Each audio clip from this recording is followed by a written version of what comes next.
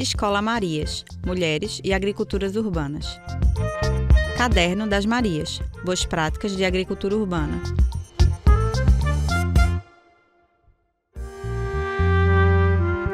Neste áudio, você vai acompanhar um resumo do conteúdo apresentado no terceiro mês de aula do Módulo 1, Produção de Alimentos da Escola Marias.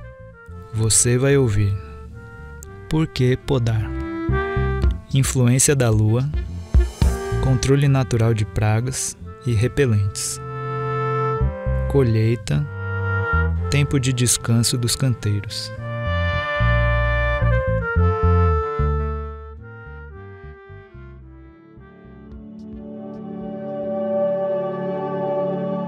Por que podar? A poda é uma atividade super importante para ser feita nas hortas, porque é a poda que mantém a saúde das plantas. Às vezes a gente fica preocupado, com medo ou pena mesmo de podar a planta, achar que ela está bem bonita, florida. Sendo que é a poda que vai garantir que o sol consiga entrar e bater em todas as folhinhas da planta. Então, na medida em que a gente poda, a gente diminui um galho que está muito grande, ou a quantidade de folhas daquela árvore, daquela plantinha, daquela hortaliça. A gente está garantindo que tanto o sol quanto o oxigênio, elas entrem em contato de forma melhor, vamos dizer assim, com aquela planta. Então, a poda ela é uma forma de manter a planta saudável, rejuvenescida. Às vezes, quando a gente deixa a planta também, sem a poda durante muito tempo, a gente vai até observar que isso é um motivo de criar muito fungo na planta. É mais fácil de encontrar planta com fungo se ela não sofrer poda com frequência, tá?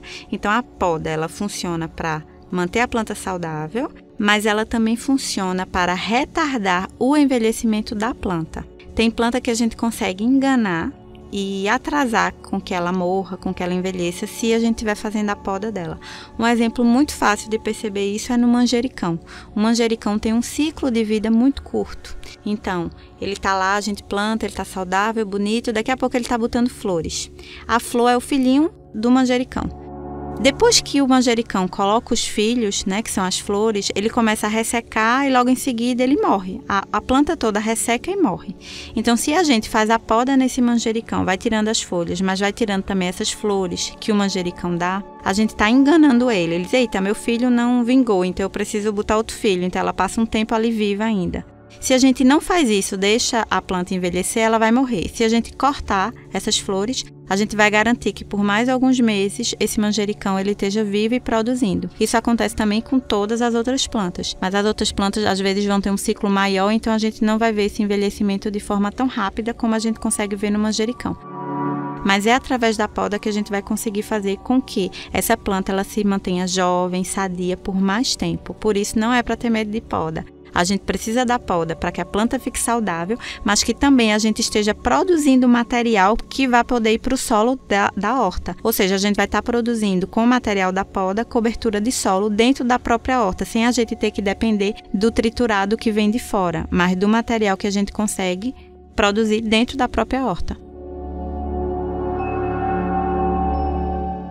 Influência da lua. A lua tem uma relação muito próxima com a agricultura, porque sabemos que a lua exerce uma força sobre os líquidos. E as plantas são compostas basicamente de 90% do seu corpo de líquido. Então, as fases da lua vão direcionar o líquido que está dentro das plantas, que é chamada de seiva. Por exemplo, na lua cheia, a seiva se concentra na copa das plantas, no topo das plantas, e das árvores. Então, não é o momento ideal para a gente fazer uma poda, por exemplo. Porque se a gente fizer um corte ali, a seiva vai escorrer, É como se fosse um sangramento, uma ferida, ela vai sangrar mais, podemos dizer assim. Por isso é importante a gente estar atento e observar a lua e as suas fases. Assim a gente pode planejar quando fazer um canteiro, quando e o que plantar, quando colher, e a melhor época para fazer as podas. Controle natural de pragas e repelentes.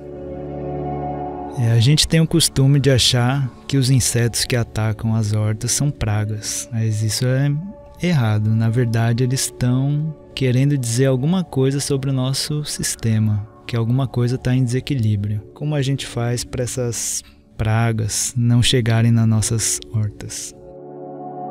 A gente faz aquele mesmo processo de plantar em diversidade. Plantar folhas que tenham um cheiro forte, como é o arruda, o alecrim, o manjericão. Ou plantas que tenham flores, como é o cravo de defunto, a rosa.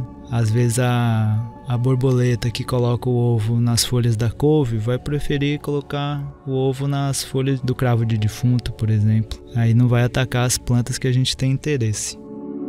E se isso tudo não der certo, lembre-se que a gente na agroecologia não usa nenhum tipo de veneno. O veneno é feito para matar. Então a gente procura algumas receitas naturais. A gente pode usar receitas que usam as folhas de mamona, alho, a manipoeira. Você pode encontrar algumas receitas dentro da cartilha de boas práticas de agricultura urbana da Escola Marias. Colheita e higiene.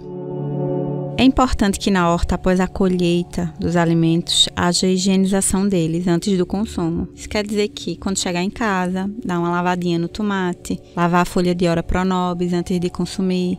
Se for fazer um suco de capim-santo, deixar as folhinhas de molho com um pouquinho de bicarbonato e fazer essa higienização antes do consumo. Isso é importante porque vai garantir que nenhum fungo, bichinho, ou mesmo poeira, ou a sujeira das nossas mãos, que possa ter contaminado aquele alimento, vá ser ingerido quando fizermos o consumo dele. É o tempo de descanso dos canteiros. O tempo de descanso dos canteiros na agricultura é conhecido como pousio. Esse é um tempo que é necessário para a terra realmente descansar antes da gente fazer um novo cultivo.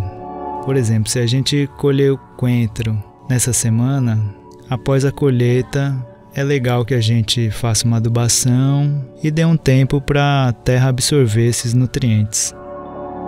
E, se possível, não plantar a mesma espécie de novo no mesmo canteiro em sequência. Se você plantou coentro ontem, amanhã você planta um girimum, uma pimenta. Escolha outra variedade.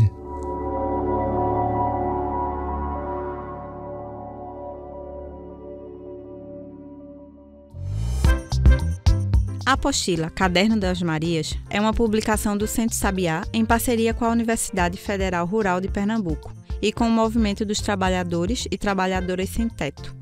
Lançada em 2024, faz parte do material didático da Escola Marias, Mulheres e Agriculturas Urbanas para o Módulo 1, Produção de Alimentos.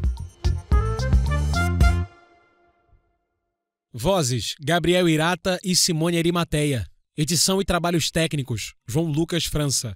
Produção: Núcleo de Comunicação do Centro Sabiá.